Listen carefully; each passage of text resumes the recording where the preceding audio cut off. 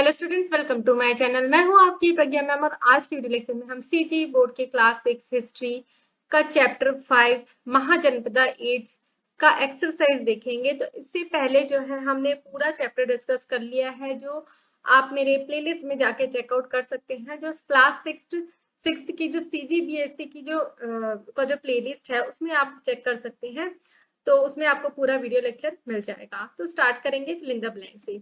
In the Republic power ले in the hands of the people of one जना। जो एक जना, जो ग्रुप ऑफ पीपल थे, उनके हैंड्स में पावर हुआ करता था रिपब्लिक्स में। और अगर वही हम मोनार्ची में जाएंगे तो वहां पे किंग या फिर क्वीन जो है वो रूल करते हैं। और रिपब्लिक्स में हमेशा जो है पावर जो है लोगों के हाथ में रहता है। और महाजनपदा एज में लोगों को, जो ग्रुप ऑफ पीपल है, उसको जना कहा जाता था। तो in Mahajanapada as the capital of Magadha was Pataliputra. तो पाटलिपुत्र कैपिटल हुआ करता था मगध का। तो there were dash Mahajanapadas in ancient India. तो एंशिएंट इंडिया में कितने जनपदास हुआ करते थे, महाजनपदास हुआ करते थे? तो 16 हुआ करते थे। तो dash was famous republic in Mahajanapada age. तो फेमस रिपब्लिक क्या था? वाजी था। वाजी था फेमस रिपब्लिक महाजनपदा एज का। उसके बाद से वेदर इट इज राइट और रॉन्ग। राइट और रॉन्ग मतलब यस और नो में हमको आंसर देना है। तो the king was hereditary in republics. तो रिपब्लिक, जहां पे रिपब्लिक फॉर्म ऑफ गवर्नमेंट थी, तो वहां पे क्या किंग का जो पोस्ट है वो हेरिडेटरी था।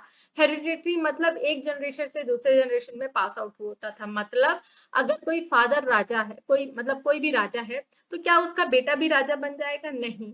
रिपब्लिक्स में क्या होता है, जो लोग हैं, वहां के लोग हैं, जो कॉमन पीपल है, वो अपना जनप्रतिनिधि इलेक्ट करते हैं, किंग इलेक्ट करते हैं। तो ऐसा बिल्कुल नहीं होता था। तो आंसर नो है, या आप रॉन्ग भी लिख सकते हैं। तो the king was not hereditary in monarchy. तो मोनार्ची जहाँ पे होता है, फॉर्म ऑफ गवर्नमेंट होता है, वहां पे यस ये हेरिडेटरी होता है। तो इसलिए इसका आंसर नो है। तो हेरिडेटरी का मतलब मैंने आपको अभी समझा दिया था। Farmers had to pay a part of their producers as taxes. तो हाँ भाई, उस जमाने में भी जो फार्मर्स हैं उनको अपना जो भी उनका जो उपज होता था, जो भी उनका प्रोड्यूस होता था, उसको टैक्सेस के फॉर्म में पे करना पड़ता था। तो yes. Alexander was the ruler of Iran. No, बिल्कुल नहीं, he was the ruler of Greece. So question answers में आएंगे। तो how many years ago were the Mahajanapada age. तो महाजनपदा का जो एज है वो कितने साल पहले का है, कितने साल पुराना है? तो Mahajanapada age was from 600 BC to 325 BC, that is about 2600 years ago. तो 600 BC से लेके 325 BC के बीच का जो समय है उसे महाजनपदा एज कहा जाता है। और ये नियर अबाउट जो है 2600 ईयर्स अगो, पहले की बात है। Why were the people of Dhanananda है। तो धननंदा के जो लोग थे, जो रूलर, जो धननंदा एक रूलर था, उसके जो लोग थे, उसके जो जो जो प्रजा थी, वो सैड क्यों थी? The subjects of Dhanananda were very distressed. Very distressed मतलब बहुत ज्यादा दुखी थे। क्यों? क्योंकि he inflicted aristocrats on them while collecting taxes. तो यहाँ पे उसने क्या है, अत्याचार, एट्रोसाइड्स मतलब होता है अत्याचार। तो इन्फ्लिक्टेड मतलब थोपना। ठीक, तो वहां पे वो अत्याचार थोपता था जब भी वो टैक्सेस कलेक्ट कर रहा था। तो जो टैक्स कलेक्ट करने का तरीका था वो बहुत ही अत्याचारी तरीके से होता था, इसलिए वहां के लोग जो है वो बहुत ही दुखी थे।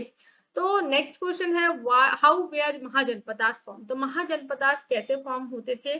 ठीक है, तो हमने देखा था जना मिलके जनपदास बनते हैं, जनपदास मिलके महाजनपदास मिलते। तो उसी को हमको लिखना है। तो जनपदास, जो भी जनपदास थे, wanted to increase their strength and income. So they started gaining control over other areas. These big and powerful Janapadas were called mahajanapadas. तो जो जनपदास थे वो अपना पावर जो है, स्ट्रेंथ जो है, और अपनी जो कमाई है, इनकम जो है, वो बढ़ाना चाहते थे। इसलिए जो आसपास का एरिया है वो उसको कंट्रोल करने लगे, अपने अधीन करने लग गए। तो ऐसा करते करते क्या हो गया, ये जो जनपदास है वो बड़ी होने लग गई और बहुत ज्यादा पावरफुल, शक्तिशाली होने लग गई। और उनको क्या कहा जाने लग गया? महाजनपदास कहा जाने लग गया। नेक्स्ट है, how the cities were developed in Mahajanapadas. तो अब सिटीज जो है वो महाजनपदास में कैसे बदल गई? तो villages which had a large number of craftsman with good workmanship like carpenters, sculptors, blacksmiths, and many businessmen slowly started becoming cities. There were famous cities like Ujjain, Champa, Vaishali, Rajgriha in Bihar etcetera. तो जो villages है जहाँ पे कुशल कारीगर थे, craftsman थे, तो ऐसे जो विलेजेस हैं वहां पे आमदनी लोगों की बढ़ने लग गई। और ऐसे आमदनी बढ़ते बढ़ते जो है ये जो कारपेंटर, स्कल्पचर, ब्लैक्समिथ्स हैं और बिजनेसमैन है, ये अच्छे काम के कारण क्या है ज्यादा पैसा कमाने लग गए। तो इससे क्या है वहां बढ़त होने लग गई और ये जो विलेजेस है वो धीरे धीरे सिटीज में बदलने लग गई। और उस समय के जो फेमस सिटीज है उसके नाम दिए गए हैं जो आज भी फेमस है। ठीक है, उज्जैन जिसके बारे में हम सभी जानते हैं, जो मध्य प्रदेश में है, वैसे ही चापा, वैशाली, राजगृह बिहार में है। तो यहाँ पे कारपेंटर्स जो लकड़ी का काम करता है, स्कल्पचर जो मूर्तिकार होता है, ब्लैकस्मिथ जो लोहार होता है उसको ब्लैकस्मिथ कहा जाता है। बहुत सारे बच्चे रहते हैं जिनको ये भी क्लियर नहीं रहता, तो क्लियर कर दिया है मैंने। तो what was the importance of taxes in Mahajanapadas? तो महाजनपदास के समय में टैक्सेस के इम्पोर्टेंस क्या था? Farmer had to give 1/6 of their produce as tax, craftsman has to give something of whatever they made as tax, businessmen to pay taxes in cash or coin and kind। तो जो farmers है उनका जितना भी produce होता था उसका 1/6 उनको टैक्स में देना पड़ता था। फॉर एग्जाम्पल अगर 600 किलो अनाज हुआ है उनके यहाँ, चावल हुआ है फॉर एग्जाम्पल, तो 1/6 कितना हो गया? 100 किलो जो है उसको उनको टैक्स के फॉर्म में देना पड़ता था। और क्राफ्ट्समैन जो भी बनाते थे उनको उसका कुछ हिस्सा जो है टैक्स के फॉर्म में देना पड़ता था। और जो बिजनेसमैन है वो भी या तो कैश में टैक्स देते थे या तो फिर कुछ भी अलग तरीके से वो टैक्स दे देते थे। Describe the administrative system of republics and monarchy. तो रिपब्लिक्स और मोनार्ची में क्या डिफरेंस है उसके बारे में हमको जानना है। तो जैसे कि मैंने बताया, रिपब्लिक्स क्या होता है? जहां पे जनता अपना प्रतिनिधि चुनती है और वो प्रतिनिधि जनता के बिहाफ में रूल करता है। जैसे कि अभी हमारी कंट्री में चल रहा है, क्या रहता है? जो इलेक्शंस होते हैं, इलेक्शंस में जो जीतता है, जो पार्टी जीतती है वो अपने प्रतिनिधि को खड़ा करती है, वो प्रतिनिधि उस कंट्री को रूल करता है। जैसे हमारी कंट्री को अभी कौन रूल कर रहे हैं? जो प्रधानमंत्री नरेंद्र मोदी है वो रूल कर रहे हैं। और नेक्स्ट जो मुनाची होता है, मुनाची में किंग या क्वीन होती है, उनके हिसाब से ही सारा चीज चलता है। वो किसी के अधीन नहीं होते, किसी का राय मशवरा नहीं लेते, उनका जो मन रहता है उसको करते हैं। तो republic they are ruled by general assembly of male members of a lineage. ठीक है, लिनेज मतलब एक वंशावली के जो लोग हैं। ठीक है, रिपब्लिक, ठीक है, यहाँ पे ये स्पेस नहीं आएगा, अभी मेरा एडिट मोड ऑन नहीं है इसलिए नहीं दिख रहा है। ठीक, तो रिपब्लिक्स जो है ये क्या होता था? यहाँ पे जो जनरल असेंबली हुआ करती थी जिसमें मेल मेंबर्स, उस समय की बात जो है, महाजनपदास की जो बात है, उस समय जो मेल मेंबर्स, एक ही वंशावली के जो मेल मेंबर्स हैं वो रिपब्लिक का एक असेंबली फॉर्म करते थे। और ये जो मेंबर्स हैं वो अपने में से एक प्रतिनिधि चूज करते थे जो किंग का काम करता था। The post of the king was not hereditary, जैसे कि हमने फिल इन द ब्लैंक्स में, सॉरी, यस और नो में देखा था, राइट और रॉन्ग में, कि किंग का जो पोस्ट है वो हेरिडेटरी नहीं हुआ करता था।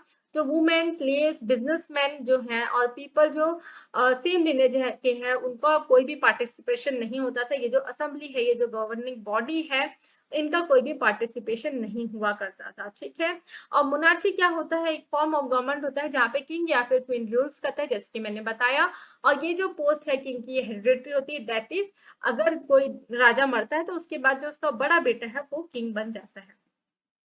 नेक्स्ट है, what was the role of Bimbisara in making Magadha powerful? Magadha को पावरफुल बनाने के लिए बिंबिसरा जो है उसका क्या रोल था? तो Bimbisara was first great ruler of Magadha, पहला एक इंपॉर्टेंट रूलर था उस समय का मगध का। He built a strong army to make Magध powerful. He used his army and his policy to achieve the ends. तो उन्होंने पावरफुल आर्मी बनाई ताकि मगध पावरफुल हो सके। अगर कोई भी कंट्री है उसकी आर्मी जो है वो स्ट्रांग होनी चाहिए। तो यहाँ पे मगध की बात कर रहे हैं, तो मगध की जो है आर्मी को उसने स्ट्रांग बनाया। ही यूज्ड हिज आर्मी, ठीक है, और ये आर्मी और अपनी पॉलिसीज को यूज करते हुए अपना जो गोल है कि उसको मगध को पावरफुल बनाना है उसको अचीव किया। तो सबसे पहले उसने क्या किया? उसने जो प्रिंसेस थी कौशल की, ठीक है, कौशल की जो प्रिंसेस थी उससे शादी कर ली और काशी जो है उसको दहेज में मिल गई। उसके बाद नेक्स्ट क्या है? उसको सपोर्ट मिला वैशाली का। ठीक है, वैशाली का सपोर्ट कैसे मिला? कि वहां की जो प्रिंसेस थी उससे उसने शादी कर ली और जो वैशाली का है सपोर्ट है उसने गेन कर लिया। उसके बाद जो है अदर जो भी स्टेट्स है उसके साथ वो हमेशा फ्रेंडली रिलेशनशिप में मेंटेन करके चलते थे। ठीक है, तो यहाँ पे इतने ही क्वेश्चन आंसर्स हैं, हमने देख लिया। बहुत ही इजी तरीके से है क्वेश्चन आंसर्स, कुछ भी ज्यादा इसमें तोड़ मतोड़ नहीं है, बिल्कुल आप इजी तरीके से इसको याद करके रख सकते हैं, समझेंगे तो याद करने में इजी रहेगा।